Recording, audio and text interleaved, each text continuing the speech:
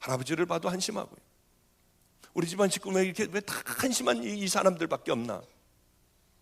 교회 가자고 하면 억지로 가서 앉아 있었어요. 그러나 전 진짜 믿지는 않았어요. 아무도 몰랐어요.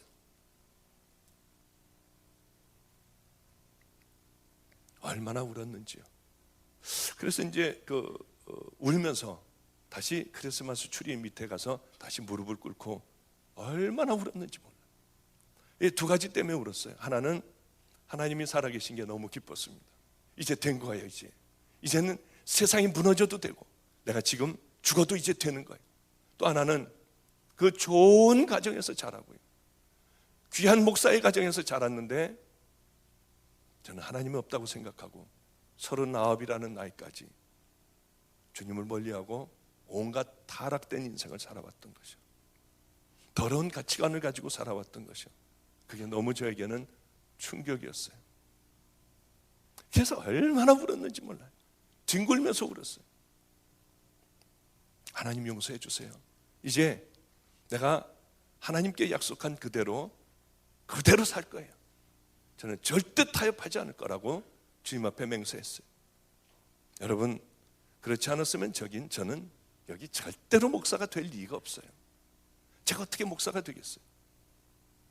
그런 경험이 없으면 어떻게 제가 이 길로 오겠어요? 편안한 길로 갔든지 하죠.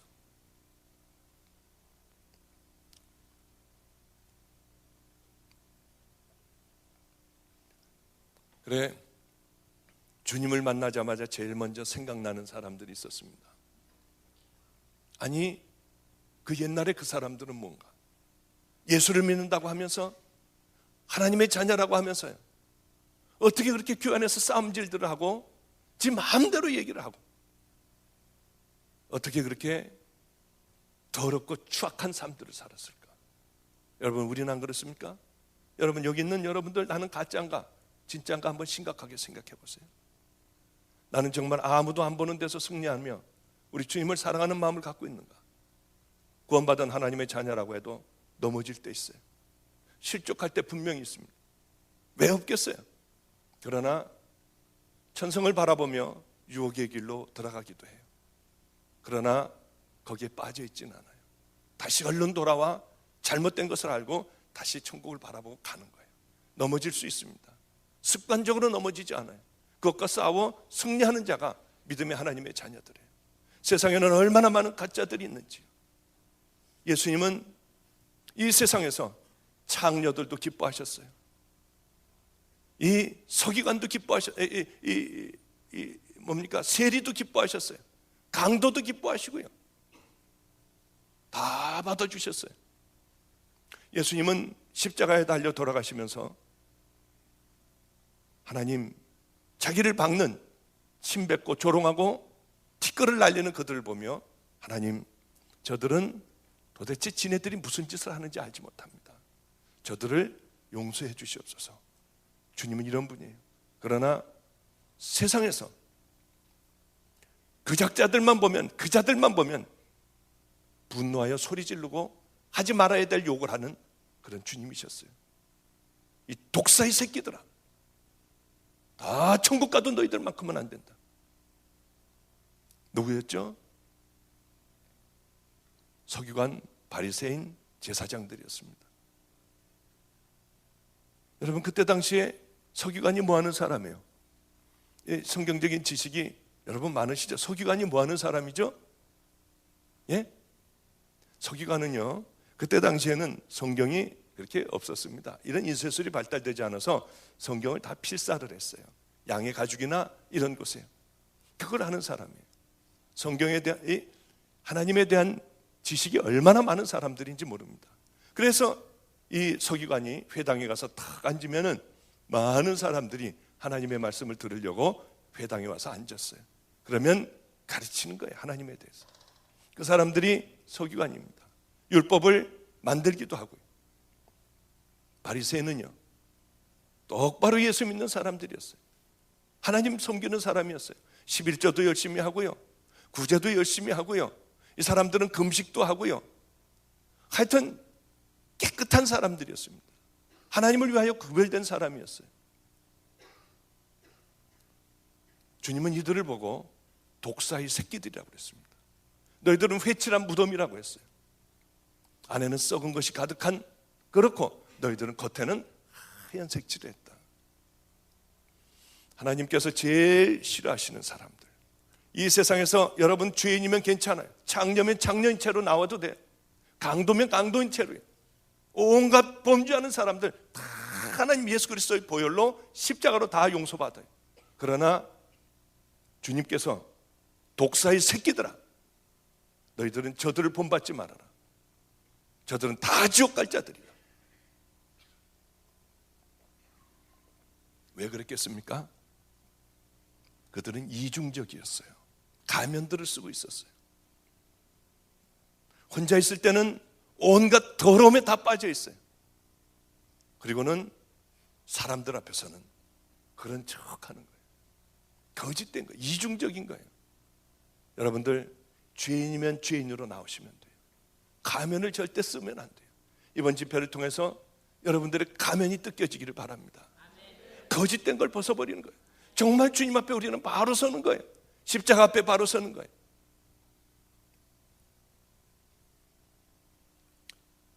얼마나 충격적이었는지요. 그때 그 사람들은 뭘까? 하나님은 살아계신데 그 사람들은 뭘까? 그러면서 얼른 제 마음에 생각되는 게 있었습니다. 아, 가짜들이 많구나. 정말 하나님을 만나고 바르게 사는 사람들, 진짜는 아주 적구나를 저는 깨달았어요. 성경을 읽기 시작을 했어요. 누가복음 13장 23절에 보면 어떤 사람이 예수님에게 직접적으로 물어봐요. 예수님은 그러셨잖아요. 나더러 주여 주여 하는 자마다 다 천국에 들어갈 것이 아니라고요. 마태복음 7장 21절 한번 보겠습니다.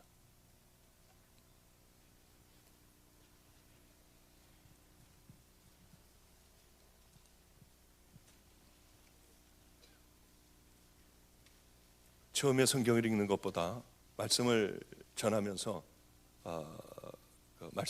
이 성경이 필요한 때 읽는 것이 더 우리들에게 은혜스러울 것 같아서 지금 봉독하겠습니다. 마태복음 7장 21절부터 23절까지 보겠습니다.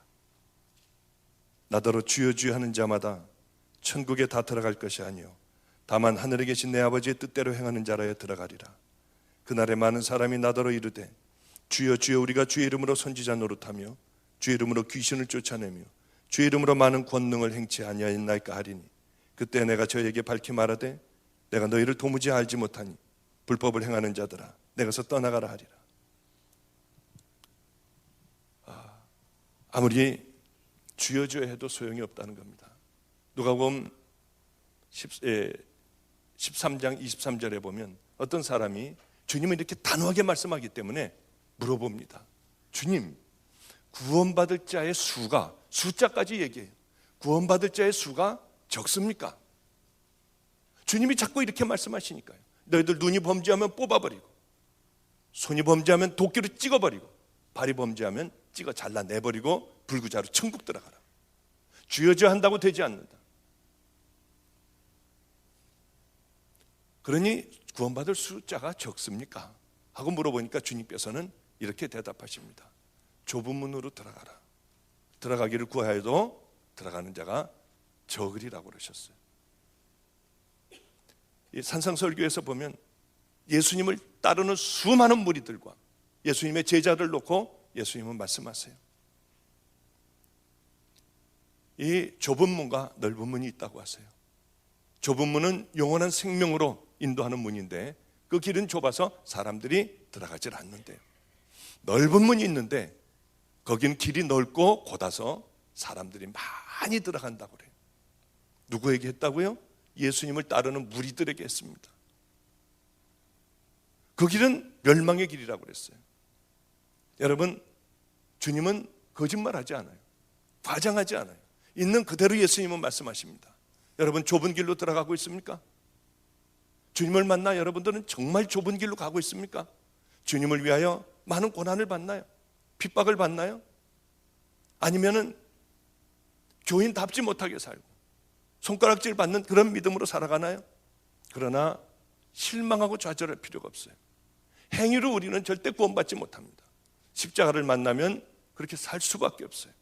복음을 만나면 그렇게 살아갈 수밖에 없어요. 그렇지 않다고 하면 우리는 어쩌면 십자가를 만나지 못한 자고 복음이라고 하는 것이 뭔지 모르는 자들이에요.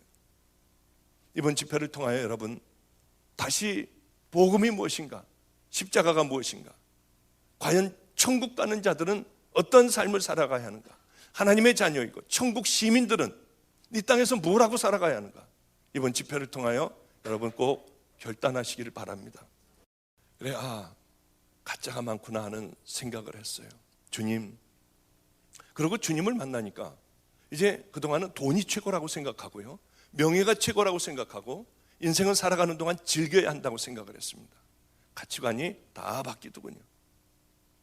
돈을 다 줬어요. 그리고 바로는 아니지만은 용산역 앞에 쪽방에 들어갔습니다. 그럼 발도 피지도 못해요. 다.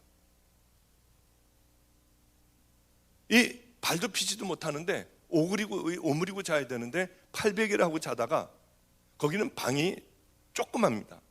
그러니까 하나 둘 셋 네 번째 칸에서 얘기하는 것도 들려요. 그러니까 이 새벽 한두 시에 팔이 얼마나 무거운지요. 이 팔이 저려서요. 일어나면 이게 망근이라는 게 맞더라고요. 그게 저려가지고 한참을 있다 풀리면은 눈을 뜨면은 우는 거예요. 내가 왜 이렇게 더러운 죄인이었을까? 죄가 하나하나 생각이 다 나는 거예요. 그럼 울면서 기도해요. 하나님 용서해 주세요. 하나님 그 죄도 있네요. 이것도 용서해 주시고 저것도 용서해 주세요. 그리고 너무 좋아서 울고요.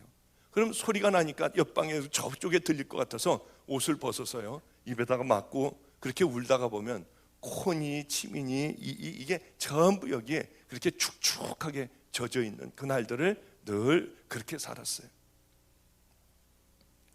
주님을 만나니까 뭘 좀 드려야겠더라고요. 제일 귀한 걸 드리고 싶더라고요.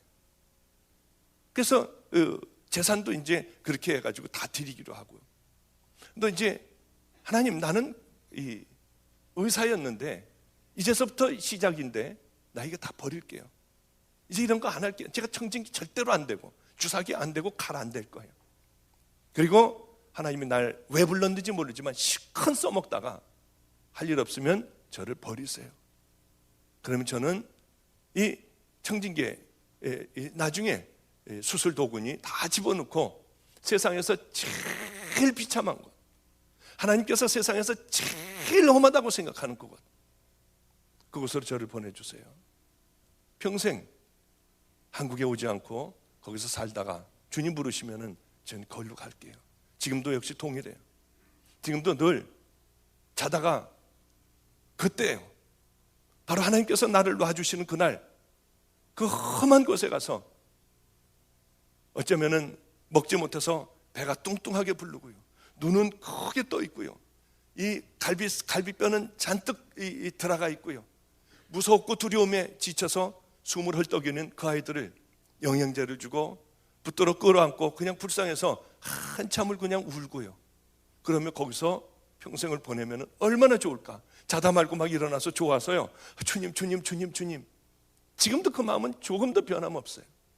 이제 우리 아이들 누가 마저 키워주고 저를 하나님께서 놔주신다면 저는 그날을 참으로 사모하고 살아가는 그런 사람이에요.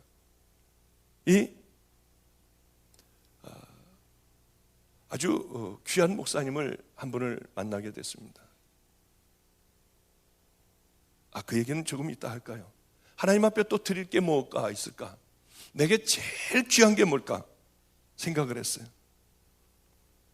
제일 귀한 게 그 모든 것보다 더 귀한 게 하나가 딱 있었습니다. 그건 제 생명보다 더 귀한 거였어요. 하나밖에 없는 우리 아들이었어요. 그 아들을 낳았을 때 저는 다 들어가 볼 수가 있었어요. 얼마나 귀했는지요. 그 아이를 보면서 제가 약속을 했어요. 나는 너 참 반갑다. 내가 네 아빠야. 나는 너를 위하여 아무도 낳지 않을게. 너를 위하여 지금서부터 아무도 사랑하지 않을게. 내가 갖고 있는 건 다 네 거다. 그리고 저는 그 약속을 정말로 지켰어요. 그 아이만 보면은 제 자랑이었고 그 아이만 보면은 제 기쁨이었어요. 하나님, 가만히 보니까 이 아이가 제게는 제일 귀해요. 다른 것보다도 다 내놓을 수 있지만 이 아이만큼은 아닌 것 같아요. 그런데 이 아이를 절대로 하나님 위에 두는 법은 없을 겁니다. 그렇게 하나님 앞에 약속을 했어요. 제가 기도를 했어요. 이제 더 이상 드릴 것도 없고요. 아무도 만나지 않고 저는 살아가기로 했어요. 친구도 만나지 않고요.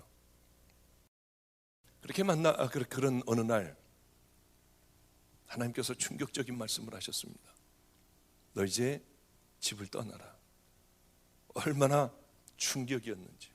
이 아이는 엄마를 잃었고요. 이제는 아빠를 잃을 차례더라고요. 그래, 그 다음 날로 바로 짐을 쌌습니다. 바로 다음 날로 짐을 싸서 그 녀석 방으로 들어갔어요. 그래, 방으로 들어갔더니 아빠 어디 여행 가세요? 얘는 저를 굉장히 좋아했어요. 늘 제가 책을 읽어줬어요.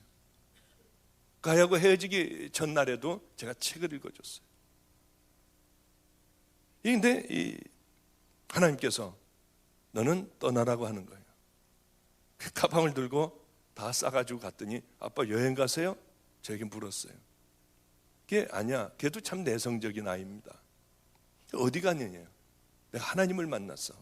하나님을 만나서 이제 좋은 목사가 되고 좋은 아빠가 돼가지고 돌아올 거야. 언제냐? 일주일도 넘네요. 그래서 일주일도 넘을 거야. 그럼 한 달도 넘네요. 한 달도 넘을 거라고 그랬어요.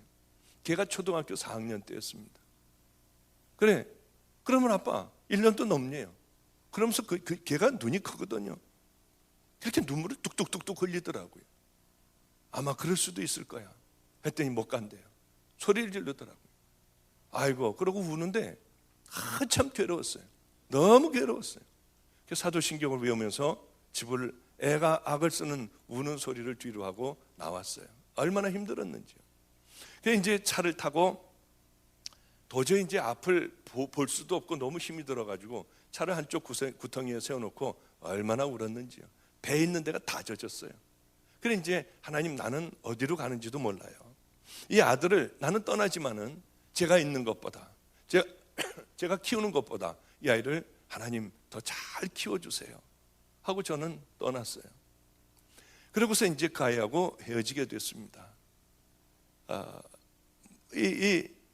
저는 안성이라고 하는 곳에, 그저 척박한 곳에, 범죄가 얼마나 많이 일어나는 그 골목길에 돈이 없었기 때문에 남의 집 밑에 층에 조그만 이 개척교회를 하나를 했습니다. 그 녀석은 이제 키가 1m 85가 되고 건장한 청년이 됐어요. 술을 먹으면 저한테 전화를 해요. 아빠, 보고 싶어 미치겠어요. 그럼 알아. 그럼 예수 믿으라는 소리 하지 말아요. 예수 믿으라는 소리 하지 말래요. 왜냐하면 그 하나님을 자기가 어떻게 용서하냐요. 자기는 용서할 수 없대요, 그 하나님을. 그러니까 절대 예수 믿으라는 소리만큼은 하지 말라고 그래요. 얼마나 괴롭겠어요, 제가. 그래 이제 그래 그러면은 와라. 근데 저는 난로도 못 대고요. 이 애가 오면은 따뜻한 겨울에 보리차 한 컵, 따뜻한 보리차 한 컵, 그거 줄 것도 없었어요. 아무것도 없는 거지였으니까요. 그럼 이 녀석이 문을 열고 이제 밤늦게 제 친구 차를 타고 이제 들어와요. 술 이만큼 취해가지고 그냥 꼭 아무 말도 하지 말래요. 꼭 안으면은 이 키가 저보다 훌쩍 큰 녀석이 그렇게 부르르 떨면서 울어요. 그러다가 한참 있다가 됐어요 하고 나가버리면은 얼마나 속이 상한지요. 그럼 이 녀석이 절로 내려가면 얼른 이쪽에 가서 문을 열고 조금 열고 그 녀석을 봐요. 저쪽으로 돌아가는 거 보면 저쪽으로 달려가서 또 문을 열고 보고요. 그러면 가가지고 이제 차를 타고 이렇게 뒷모습을 가는 모습을 보면 얼마나 힘든지요. 그런데 이 아이하고 완전히 헤어지는 그런 날이 왔습니다. 저는 거기서 버려진 애들하고 함께 살았어요. 교도소에서 나온 아이들, 버려진 아이들, 거지, 이런 아이들하고 함께 살았어요. 노숙자들하고도 거기 가서도 살고요. 우리 교회에 오면은 여기 그 의자 하나에 하나씩을 이제 방으로다가 이렇게 이건 니네 집이다. 그러고 이제 거기다 이제 하나씩들 다 이렇게 살고 있었어요. 근데 우리 아이가 아니 저 같은 게 무슨 애비라고 지 친구가 생겼다는 거예요. 지 친구가 생겼으니 아빠 가가지고 아빠 인사를 할게요. 그리고 그럼 와라. 우린 그때 하루 반인가 아마 하루인가 그렇게 굶고 있었을 때였어요. 그 아이가 자기 여자친구하고 케이크를 사왔습니다. 케이크를 사왔는데 우리 애들에게 부탁을 했어요. 니네들 땅바닥에다 침 뱉든지 뭐 욕하든지 그런 거 하지 말아라. 야, 내 아들이 온댄다. 여자친구하고 오니까 너희들 그렇게 막 이렇게 무례하게 굴지 말고 좋은 얘기하고 딱 30분만 참아줘라. 내 체면을 좀 차려달라. 그래 이제 애들하고 그 약속을 철석같이 하고요. 그 제 아들이 여자친구를 데리고 왔어요. 이 부끄럽지도 않은지 거지같이 살고 있는 저를 찾아왔더라고요. 케이크를 이렇게 자기들이 사온 케이크를 자르는데 손이 하얗고 그렇게 이뻤어요. 아주 인상에 그렇게 깊이 남는 이쁘게 생긴 아이였습니다. 케이크를 자르더니 한쪽을 주면서 아버님 잡수시라고 하는데 얼마나 눈물이 나는지.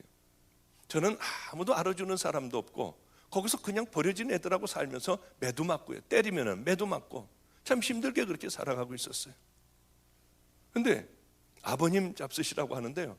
아이고 눈물이 나려고 하는데 이게 뭘 말도 못하겠고 그래서 겨우 받아가지고 그냥 그렇게 먹었습니다. 니네들도 한쪽씩 먹어라 하고 지네들도 한쪽씩 먹고 그 다음에 이 케이크를 우리 애들에게 갖다 줬어요. 우리가 아마 하루인가 하루 반인가 그렇게 굶고 있었을 때였습니다. 얘네들이 배가 고프니까 그걸 막 먹기 시작을 했어요. 그냥 하나가 넣으니까 뺏길까봐 지네들도 막 손으로 막 먹고 하면서 이거 얼굴에 묻고 하니까 낄낄거리고 그러면서 약속했던 게 다 없어져 버리고요. 이게 지네들로 다시 돌아가가지고 뭐 난리 법석들이 난 거예요. 그 저는 화가 나니까 이쪽으로 막 발로 치기도 하고 막 이쪽으로다가는 막 눈도 끔쩍거리기도 하고 이쪽에서는 아이 그랬어 하고 이 양쪽으로 왔다 갔다 하는데 우리 한 아이가 그걸 보면서요 이런 얘기를 하는 거예요.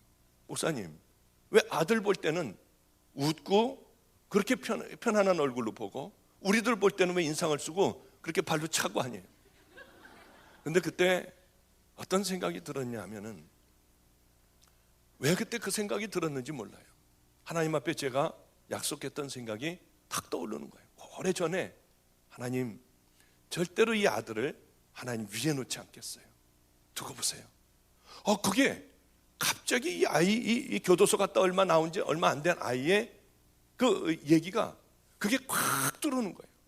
그 저도 모르게 아들에게 이렇게 얘기했습니다. 너 여기 이제 오지 말아라. 네가 보고 싶으면 내가 너를 찾아갈 테니까 여기는 오지 말라고 했어요.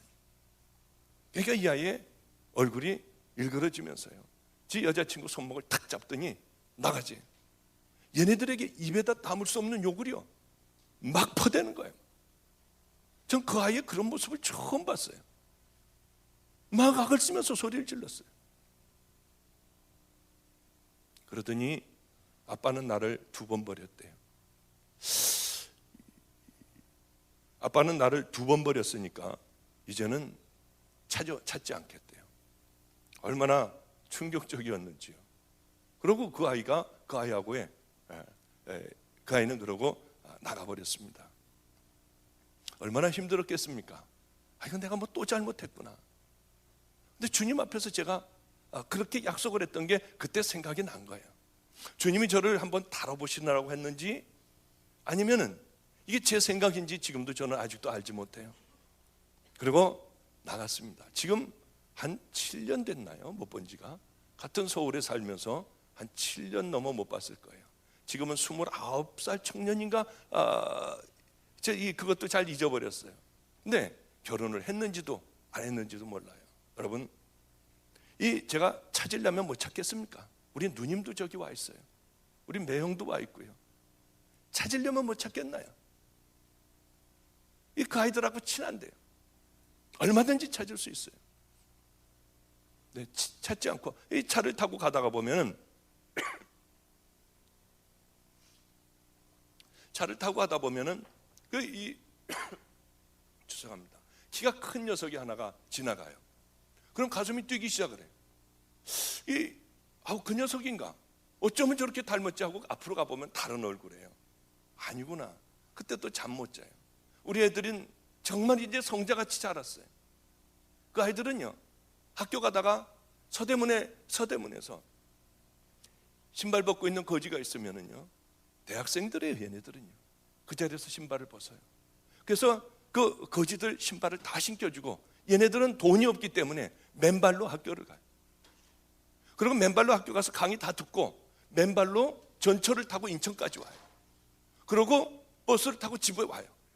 그 저한테 하는 얘기가 있어요. 목사님 참 이상해요. 오늘 거지에게 이 신발을 벗어주고 맨발로 학교 다녔는데 저보고 한 명도 너 왜 신발 벗고 다니니? 사람들이 저거 왜 신발 벗고 다니지? 쳐다보는 사람이 한 명도 없었어요. 야, 그 주님이 했다. 그지? 우리 감사기도 하자. 이 아이들을 보면 어떤 경우는 화가 나요. 아니, 우리 아들이 저 모습이 돼야 되는데 얘는 아직도 예수를 안 믿는 거예요. 제가 주님을 만나자마자 우리 아들을 먼저 물어봤어요. 주님, 우리 아들은 뭐가 되나요? 여지없이 우리 집안은 다 목사 집안이에요. 내 종이다.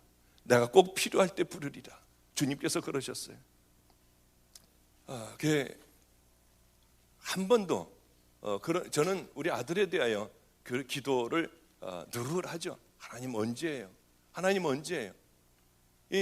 그러나 제 기도의 제목은 항상 동일해요. 하나님, 이 아이가 주님을 만나는 그날이 있을 거예요. 주님을 만나는 그날에 이 아이는 세계에서 가장 위대한 목사가 되고 제일 큰 교회를 하고 수많은 영혼을 구원하게 해주세요. 세계를 다니게. 전 그런 기도 한 번도 해본 적도 없어요. 저는 하나님을 알아요. 제가 만난 그 하나님을 알아요. 하나님, 정말 이 아이가 이제 주의 종이 될 때 하나님 큰 교회 하지 않게 해주세요. 가난한 노숙자에게 내려가게 해주세요. 평생을 하나님 노숙자를 붙들고 사역하는 그 아이가 되게 해주세요. 저는 이 기도 빼먹은 적이 없어요. 한 번도 이 기도 안 해본 적이 없어요. 주님 만나는 그날에 서울여감 노숙자에게 가게 해주세요. 어느 날 추운 겨울날에 어쩌면 노숙자들에게 복음을 전하고 먹을 것을 주고 떨고 있는 그 노숙자를 보고 옷을 벗어주고 꼭 끌어안아줘서 아마 추운 겨울날 어쩌면 하늘나라에 갈 수 있게 하나님 그 종이 꼭 되게 해주세요. 저는 이 기도를 한 번도 안 해본 적이 없어요. 왜냐하면 하늘나라에 대해서 아니까요. 하나님에 대해서 아니까요. 사람들은 참 바보 같아요. 이 세상에서 가지려고만 해요. 커지려고만 해요. 높아지려고만 하더라고요. 그건 하나님하고 상관이 없어요. 여러분, 이 교회도 커지지 않길 바라요. 들어와 있는 사람들 전부 구원시키길 바라요. 바르게 쓰고 정말 좁은 길로 들어가고 주님의 말씀과 뜻대로 살아가는 그 믿음의 자녀들이요. 세상에 손가락질 받는 자들이 아니라 세상에 빛과 소금이 되는 그런 자들이요. 여러분, 그런 자들이 다 되길 바랍니다. 그런데 왜 그렇게 어려운지요? 똑바로 주님 말씀대로 살아간다는 게 얼마나 힘들고 어려운지 모르겠더라고요. 그 길은 좁은 길이에요. 그 길은 선지자 노릇해서 가는 길이 아니에요. 권능을 행하고 귀신을 쫓아냈다고 해서 가는 길이 아니에요. 이 목사 노릇해서도 갈 수 없습니다. 집사, 권사, 장로 노릇해서도 절대로 갈 수 없어요. 이 많은 사람들을 고쳐도 소용없어요. 저는 우리 감리교회 MMTC라고 있습니다. 그것은 감리교 선교사 훈련하는 곳이에요. 1년에 2번은 제가 거기 가서 리트릿을 합니다. 한 번 가면 5시간씩 이렇게 한 번에 이렇게 해요. 선교사로 나가는 그 사람들이기 때문에 제가 유일하게 예언을 하는 곳입니다. 하나님이 말씀하신 그대로 그 많은 선교사들에게 제가 마지막으로 예언을 해주고 그 사역을 끌고 그렇게 하는 곳이에요.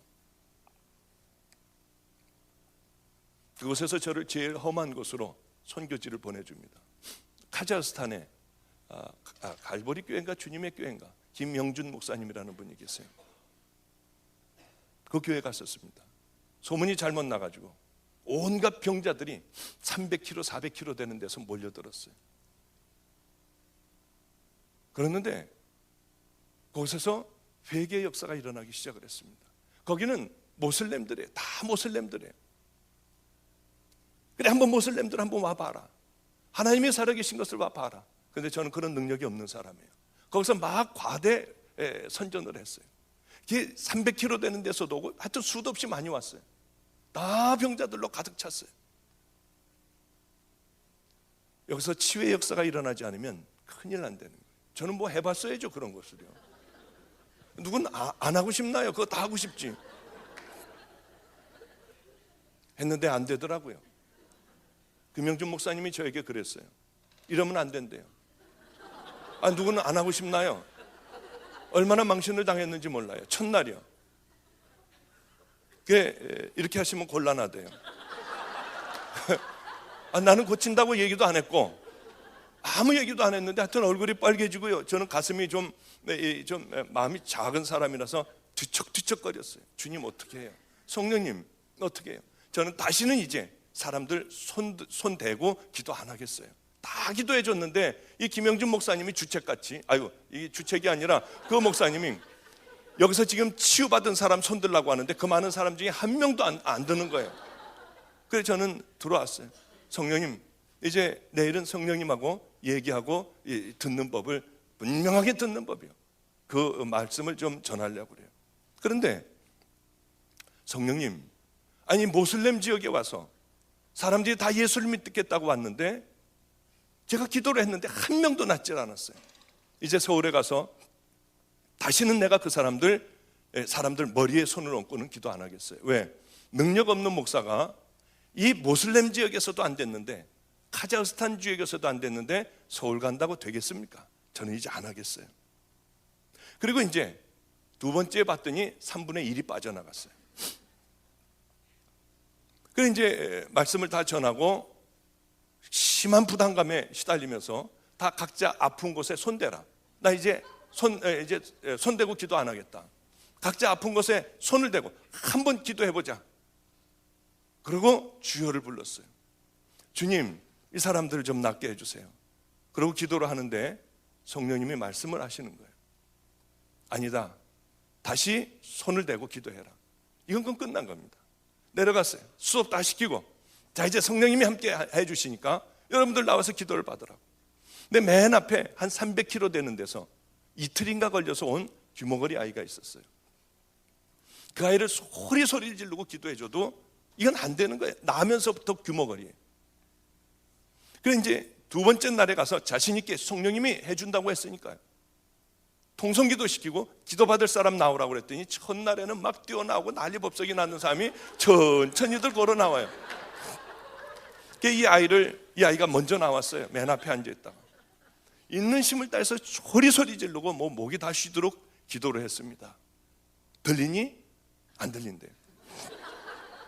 두 번째 또 악을 쓰고 기도했어요. 더 힘을 줘가면서 기도했어요. 들리니? 안 들린대요. 갈보리 교회군요. 갈보리 교회 김영준 목사님 그 교회입니다. 세 번째로 다 있는 힘을 다해서 기도를 했는데 이제 이 사람들 기도해 줄 힘도 없고 진이 다 빠졌어요.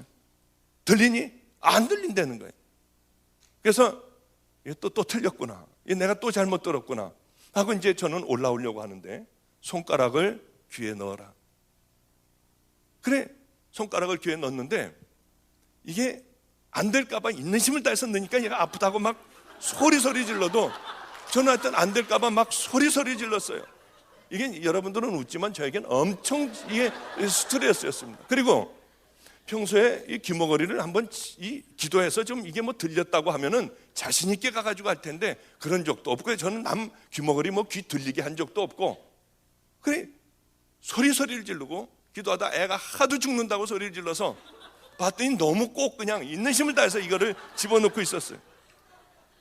이걸 뺐습니다. 놀라운 일이 생겼어요. 이 아이가 좋아해야 할 텐데 벙어리는 그대로 벙어리더라고요. 그런데 악을 쓰고 뒹구는 거예요. 이거 너무 깊이 집어넣나? 뒹구는데요, 겁에 질려 있는 거예요. 귀를 막고 겁에 질려 있더라고요. 이 소리가 막 악 쓰는 소리가 막 회개가 그때서부터 일어나기 시작을 하는데 애가 난생 처음 이 소리를 들어보니 미치려고 그러는 거예요. 눈빛이 이상해지는 거예요. 그래서 애를 얼른 끌고 나가라고 그랬어요. 그 아이가 듣기 시작을 했어요. 20몇 살 된 청년이 뛰어나왔어요. 똑같이 동일하게 했는데 그 청년도 이 러시아 말로 뭐라고 막 소리 질렀어요. 그때서부터 공기가 이상해지기 시작을 하고요. 그것은 다른 것 아니었어요. 제가 주님에게 여쭤봤습니다. 주님, 어찌 이런 일이 일어날 수 있어요? 회개다. 주님은 회개라고 하셨어요. 회개 없이는 여러분 천국 갈 수도 없고, 회개 없이는 여러분 아무것도 이루어지지 않아요. 장님이 하나가, 수도 없는 많은 사람들 가운데 장님이 이렇게 하고 나왔어요. 누구 손에 의지하여. 저도 참 무식한 목사죠. 믿음도 없는 목사죠. 저 사람 왜 또 나와? 이면 장님은 귀머거리는 됐지만 장님도 저는 한 번도 해본 적이 없고, 이게 제가 믿음이 있어야지. 야, 그래, 주님이 해주시는구나, 주여 하고 할 텐데 그 믿음이 없는 거예요. 저는 원래 마음이 작은 사람이에요. 그 믿음도 없는 거예요. 저 사람 나와서 안 되면 어떡하지? 이 믿음이었는데 저는 그걸 깨달았습니다. 목사는 아무것도 아니라는 거죠. 누구의 믿음이 중요하냐? 받는 자의 믿음이 중요한 거예요. 소리를 지르면서 나왔어요. 뭐라고 러시아 말로 막 소리를 지르면서 나왔어요. 믿음 없이 저는 손을 댔어요. 그때 놀라운 일이 일어났습니다. 이 여자가 악을 쓰고 소리를 지르는 거예요. 꼭 미친 여자들 같았어요. 그러면서 성령님이 임재하기 시작을 하는데요, 저도 처음 봤습니다. 갈보리 교회 김영준 목사님 댁에 가서 처음 봤어요. 다 치유가 되는 거예요. 막 그때서부터 막 이렇게 된 사람이 풀어지기 시작을 하고, 하여튼 악을 쓰는 그 현장이 되어버렸어요. 얼마나 제 스스로도 충격적이었는지요. 그래, 그때 우리 교회에 후두암과 간암 환자가 있었습니다. 얼마나 그 밤이 좋았는지요. 이제 가가지고 그분들은, 우리 교회 사람들은 치유가 되는 거예요. 그 사람들 제가 밤낮 붙잡고, 하나님이 간암을 날 주세요, 하나님 꼭 날 주세요, 이 후두암을 날 달라고 그렇게 기도했는데도 이 사람들이 낫질 않는 거예요. 이제는 된 거예요. 이제는. 그래서 정말 딴 생각, 이 스튜어디스 다리도 쳐다보지도 않고, 하여튼 들어가면서부터 정말 청결한 마음으로요, 또 정말 정결한 마음으로 이렇게 한국에 왔어요. 왜냐하면 오직 그 생각밖에는 없었어요. 우리 교인 이 간암하고 후두암하고요, 할아버지 후두암. 많이 뛰어다니지도 않고 하여튼 조심조심 와가지고 그분들 오라고 그랬어요. 두 분 아주 자신 있게 오라고 그랬어요. 그래서 이제 같이 막 찬양도 하고요, 막 사도신경도 외우고요. 당신들 틀림없이 난다, 두고 봐라, 내가 장담한다, 이 수도 없는 역사가 일어났고, 이제 내가 이제 그걸 갖고 왔으니까 당신들 염려하지 말아라. 그러고 열심히 기도해 줬어요. 뭐 당연히 낫는 것 아닙니까? 근데 그분들 다 돌아가셨어요. 다 안 되더라고요. 그게 거기서는 됐는데 여기서는 안 되더라고요. 이분들이 믿지를 않아서 그래요. 하여튼 왜 이렇게 길게 얘기를 했느냐면, 주여 주여 하고요, 능력을 베풀어도 우리가 하나님의 뜻대로 살지 않으면 그것은 구원받은 자녀가 아니라고 하는 것이죠. 하나님의 자녀이면, 십자가를 만난 자들이면 그렇게 살지 않을 수가 없다고 하는 거예요. 제가 만난 그 하나님은 그렇게 살지 않을 수가 없어요. 십자가를 만난 하나님의 자녀들이 어떻게 더럽게 살겠습니까? 어떻게 탐욕스럽게 살겠어요? 주님을 만나면 더 낮은 곳으로 내려가잖아요. 주님을 만나면 더 나를 십자가에 매일 못 박지 않습니까? 일부러 좁은 길로 내려가잖아요. 왜냐하면 하늘의 비밀을 알기 때문에 전 우리 아들에 대하여 그렇게 기도해요. 세상에 큰 교회를 하는 그 아들을 원하지, 누가 노숙자에게 가서 그 사역을 평생 하다가 주님 앞에 가는 사역을 원하겠습니까? 그 다리 잘라진 그분이요, 저에게 돌아가시기 한 달이 좀 넘은, 한 40일 정도 됐을 거예요. 40일 전에 멀쩡하던 분이었어요. 그때 50대 초반이었습니다. 자기가 이제 한 달 후에 죽는다는 거예요. 한 달 후에 죽는데 그날 눈이 엄청나게 올 거라는 겁니다. 그래, 이 양반이 뭐 또 이상한 소리를 하나. 근데 이분이 제가 그분은 항상 천국을 갔다 왔어요, 기도하면은. 그래 제가 늘 이걸 꼭 물어봐 달라, 이걸 꼭 물어봐 달라 하는데 한 번도 그 대답을 갖고 온 적이 없어요. 아예 기도하는 곳에 거기다 제가 크게 제목을 써놨습니다. 항상 이 제목을 보면서 기도하다가 천국 가면은 그걸 주님에게 꼭 물어봐라. 왜 자꾸 그냥 오느냐. 그랬는데 가면은 잊어버린다는 거예요. 그게 생각이 안 난다는 거예요. 그래서 늘 제게 가장 궁금했던 답을 한 번도 갖고 온 적이 없어요. 몇 년 동안에요. 그날은 절 보고 안성구 휴게소 있는 데로 나오라고 그랬어요. 애들을 다 데리고 나오라고 그래요. 가난하게 살던 때였어요. 먹을 게 없는 때였어요. 그 아이들을 데리고 이제 그 휴게소로 갔습니다. 우리 아이들에게 휴게소에서 마음껏 먹게 해주더라고요. 저는 자기는 이제 한 달 후에 하나님께서 부르시기로 했대요. 근데 죽게 돼 있대요. 눈 오는 이날 자기는 간대요. 저는 좀 믿어지지가 않았어요. 나를 똑바로 세우기 위해 저러나 그분도 저를 버렸어요. 하나님께서 절대로 저를 도와주지 말라고 해서 버렸어요. 이제 하늘나라에 자기가 가게 됐대요. 주님이 오라고 하셨고 그날에 자기는 가게 될 거래요. 그러면서 그동안 제가 늘 물어보고 싶었던 그 대답을 몽땅 다 그날 해줬어요. 잠깐의 만남을 통하여 다 해주고 갔어요. 해답을 다 주고 갔어요. 그것은 어떤 것이었냐면 천국에를 가게 됐답니다. 천국에 가면 자기 그 다리가 생긴대요. 주님하고 함께 걸음을 걷고 있는데 좋은 집이 하나가 있고 그 의자에는 아주 귀한 그런 빛이 흘러나오고 있었답니다. 주님, 저 의자와 저 집은 누구 것입니까? 하고 주님에게 여쭤봤대요. 혹시 내 것이 아닌가? 하고 물어봤답니다. 그랬더니 너희 나라에 사는 내 종이다. 보고 싶으냐? 그래서 보고 싶다고 했더니 보여주시는데 보니까 우리나라에 어떤 섬이더래요. 섬인데 그저 한 10대 가구 정도 사는 그런 작은 외딴 섬이었답니다. 그 섬을 보여주는데 이 허름한 부르크로 그런 교회에 어느 할아버지 하나가 이렇게 쓸고 있더래요. 바로 저 종이다. 아니 세상에는 이 우리나라에도 얼마나 큰 종들이 많고 얼마나 수도 없는 교인들을 가지고 있는 그 많은 종들이 있는데 하나님 어떻게 저 사람이에요? 이 섬에 있는 어떻게 저 사람이에요? 그랬더니 저 종은 젊어서 이 섬으로 들어왔다. 그런데 이 10대 명 되는 양을 데리고 목회를 하다가 내가 여기서 이렇게 목회를 해서는 안 되지. 나도 나가서 목회다운 목회를 해야지. 그 짐을 싸가지고 가려고 하다가 보면 이 양들은 그럼 누가 돌보지? 여긴 아무도 올 수 없은, 아무도 안 올 텐데 양을 사랑하는 마음으로 다시 풀고 그 양들에게 자기 생명을 줬대요. 이제 나이가 또 한 40 정도 돼가지고 내가 여기서 이러고 끝낼 수는 없지.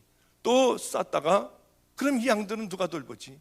짐을 쌌다 풀었다 하며 평생을 저기서 양들을 사랑하며 들어온 양들을 다 천국으로 인도한 귀한 내 종이다. 그러더라는 거예요.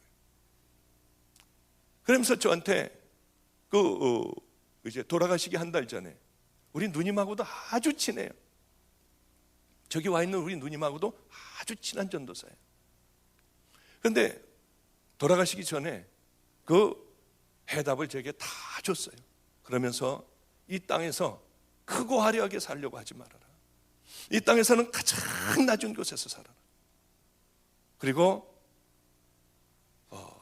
이제 있는 것들을 다 나누고 하나님께서 더 넘치게 주실 때마다 그걸 다 흘려보내야 된다. 가두고 막고 나 혼자만 잘 살아서는 절대로 안 된다. 이 땅에서의 삶은 짧다. 그러니 주님 나라를 위하여 생명을 다하여 살다가 우리 저 하늘에서 정말로 가장 귀한 자리에서 만나자고 하면서 그분은 가셨어요. 그게 저하고의 마지막 만남인지 저는 상상하지도 못했습니다. 정말 그분은 눈이 그렇게 많이 오는 날에 돌아가셨고요. 정말 하나님의 사람을 하나를 잃어서 그런지 엄청나게 눈이 많이 왔던 그런 날에 돌아가시고 말았습니다. 사람은 참 미련해요. 저도 역시 미련하기가 짝이 없고요. 조금만 방심하면 유명해지려고 하고요, 더 가지려고 하고요, 이러더라고요. 여기 아까 들어오면서 보니까 제 소개에 뭐 이제 이렇게 나와 있대요. 저게 어디서 많이 보던 글이더라고요. 그게 경향신문에 난 제 글이었어요. 제가 안성에서 그렇게 고생을 하고 있을 때 어느 기자에게 연락이 왔습니다. 한번 신문에 크게 내드린답니다. 그래서 제가 싫다고 했죠. 그럼 뭐 나가서 뭐 합니까? 그런데 하나님에 관한 것을 얘기하면은 그 큰데 하나님에 관한 것이 믿지 않는 신문에 이렇게 나간다는 게 얼마나 귀한 거니에요. 그래서 이제 거기를 나가게 됐습니다. 거기를 나갔는데 이게 순엉터리더라고요. 왜냐하면은 제가 걸어갔다고 하면은 뛰어간 것을 쓰고요, 좀 뛰었다고 하면 날아간 것으로 쓰고요. 저는 맨 처음에, 저는 아직도 그거 다 읽지 않았습니다. 그거를 처음에 읽으면서요, 주님 앞에 얼마나 무서웠는지. 이게 제가 읽어도 참 성자 같아요, 그게. 그래서 그 다음서부터는 절대로 나간 적이 없어요. MBC니 책을 내면은 어마어마한 뭐가 들어오고요, 또 CTS, 기독교 방송, 어디서부터 하여튼 별군 데서 다 오지만은 그 이후로다가는 한 번도 나간 적이 없어요. 왜냐하면 유명해지면은 정말 죽겠더라고요.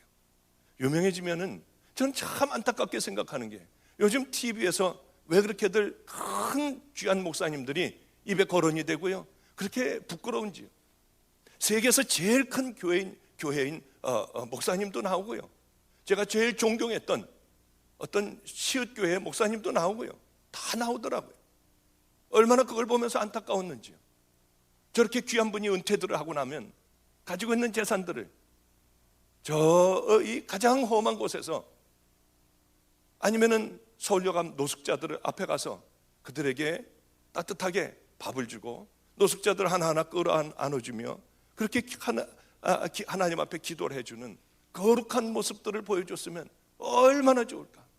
왜 이렇게 이 시대에는 본받을 자들이 없고, 조금만 여유로우면 100몇십 평짜리 집에서 살고요, 10억이나 되는 놀라운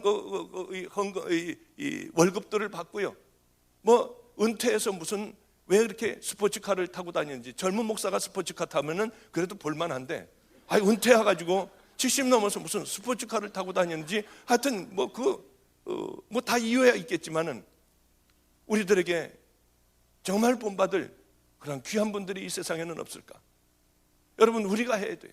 우리가 세상에 빛과 소금이 되지 않으면 우리는 세상에 지탄거리고, 아무리 이 세상에서 사람들에게 박수를 받았다 할지라도 주님 앞에 갔을 때는 천인공노할 그런 놀라운 말씀을 들을 수 있다고 하는 것이에요.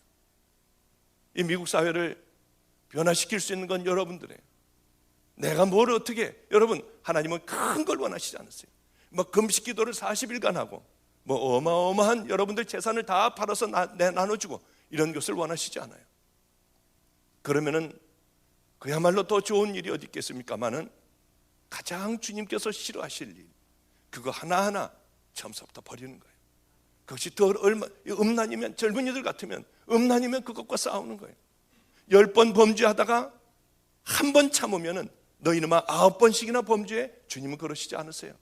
한 번 참은 그것을 보고 우리 주님은 얼마나 기뻐하시는지요. 그리고 그 다음 또 하나 참고요, 그 다음 것과 싸우고 하며 하나하나 하나님의 자녀로 거듭나고 변화되는 겁니다. 제가 이 말씀만 드리고 이제 끝내도록 하죠.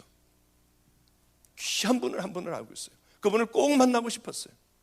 드디어 이상하게 그분이 먼저 저에게 전화 왔습니다. 중국의 섬서성에 있는 한중이라는 곳에 있는 명로봉 목사님이에요. 그분은 이 나환자촌으로 들어갔습니다. 그런데 거기에 그 고위 관리들이 그러더라는 거예요. 예수가 무슨 예수냐, 너희들 와가지고 하는 거 봐라. 아니에요, 예수는 우리를 위하여 십자가에 달려 돌아가셨습니다. 그래서 사람들이 믿지를 않더래요. 그래서 이분은 안전가옥을 떠나 중국에서 제일 큰 나환자촌입니다. 거길 들어가셨어요. 그래서 그 나환자촌에 같이 들어가서 사시는 분이에요. 들어갔는데 밥을 먹고 있더래요. 봤더니 다 떨어져 나가고 질질질 다 흐르는 사람들이 태반이 되는 거예요. 제일 중국에서 크니 어마어마하지 않습니까? 수용소였답니다. 그래 밥을 먹고 있더래요. 다들 질질 흐르고요. 팔다리도 없어가지고 어떤 사람은 배로 기고 와가지고 그것을 돼지처럼 그냥 먹더라는 거예요. 나 여기 와서 살게 해달라. 너 멀쩡한데 왜 오냐? 너 나가라고 하더래. 그래서 사실은 우리 형님도 나 환자로 죽었다. 나 여기서 좀 살게 해달라. 밥을 먹으라고 하면서 이 겨드랑이에 숟갈을 쓱 비벼주는데 보니까 고름이 반이 들어가 있더래요. 먹으라고 그러더래요. 그걸 다 먹었대요. 다 먹었대요. 이 나 환자들이 와서 다들 와서 보면서 뭔 이상한 사람 보듯이 하더래요. 그분은 거기서 살게 되었습니다. 그런데 그분이 하는 것은 설교하고, 목사님이에요. 설교하고 그런 게 아니에요. 가서 나 환자들 이렇게 버켓이 있지 않습니까? 버켓. 거기에다 널판지 2개를 놓고 거기서 대소변들을 보는 거예요. 수도 없는 많은 문둥이들이에요. 그러면 새벽에 일어나 새벽 기도하고 다른 거 안 하고 나 환자들의 대소변을 가서 다 쳐주는 거예요. 깨끗하게. 그 수많은 것을요. 그러면 오후가 된답니다. 손에 물집이 잡히고요. 그 다음에 이 머리를 깎아줘요. 그 다음에 손발이 없어서 밥을 못 먹는 분에게 가죽을 대서 숟가락을 만들어주면 그걸로 이제 이렇게 먹게 해주는 것. 그 일들을 하는 게 목사님의 다예요. 설교도 안 해요. 우리 아이 중에 하나가, 철민이라는 애가 하나가 있어요. 이거 인터넷 안 나가죠?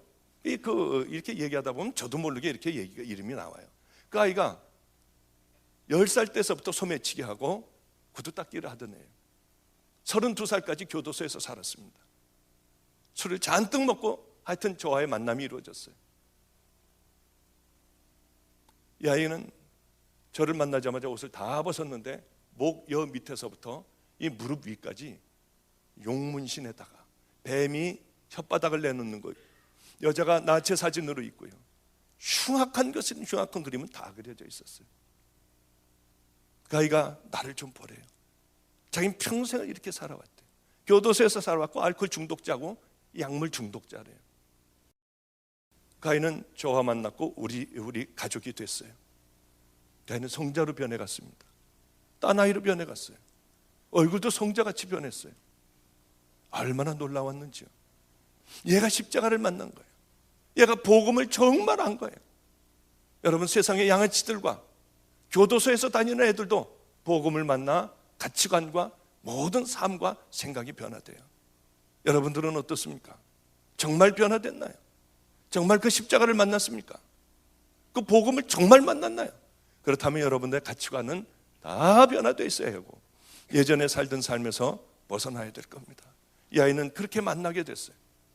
이 아이의 소원은 세상에서 가장 밑바닥에 내려가 이제 주님을 섬기는 것이었습니다. 그래 명 목사님을 만나게 됐고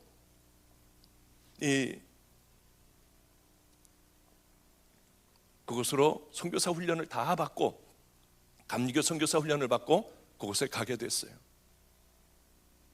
아무도 거기 들어온 사람이 없대요. 유명한 어떤 그분도 거기 못 들어와 봤대요. 처음이라고 그러더래요. 근데 이 아이도 들어가자마자 그 질질 흐르는 나환자들을 다 끌어안고요, 악수하고 이 목사님이 하던 그 일들을 하기 시작을 했어요. 이 아이가 얘기하는데 충격이었습니다.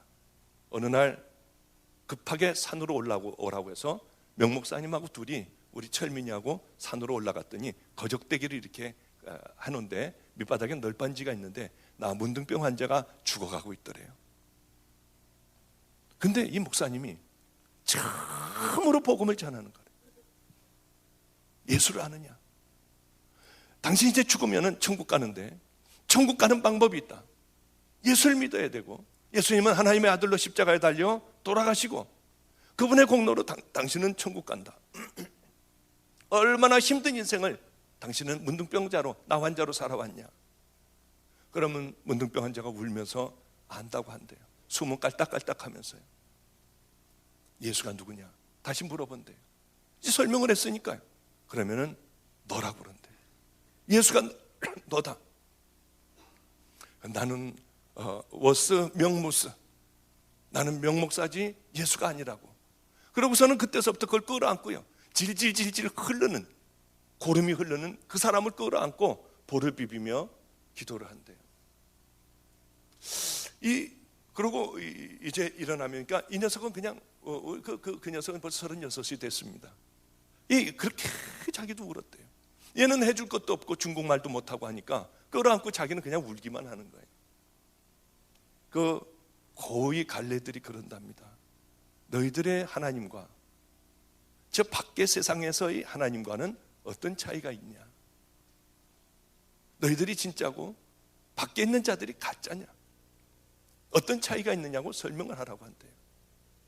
이 목사님은 거기서 입을 다물 수밖에 없대요. 저도 목사님이 아까 저하고 얘기하며 나는 목사도 아니라고 하셨잖아요. 저는 그분 앞에 가면은 정말 왜 이렇게 초라한 목사인지요, 왜 이렇게 버려야 될 것이 많은 목사인지요, 얼마나 부끄러운지요. 저는 그분 앞에 가면 목사도 아니에요. 세상에는 참 귀한 길을 가는 사람들이 많습니다. 얼마나 많은지요. 세상에는 참 미련한 목사도 많고요, 세상에는 참 귀한 목사들도 많고 미련한 성도들도 많고요, 귀한 성도들도 많더라고요. 이번 집회를 통해서 여러분 좁은 길로 가길 바랍니다. 큰 것을 원하시지 않아요. 작은 것으로 여러분들 버릴 것을 버리고 주님을 더 사랑하는 마음 갖고요, 꼭 승리하는 여러분들 되시기 바랍니다.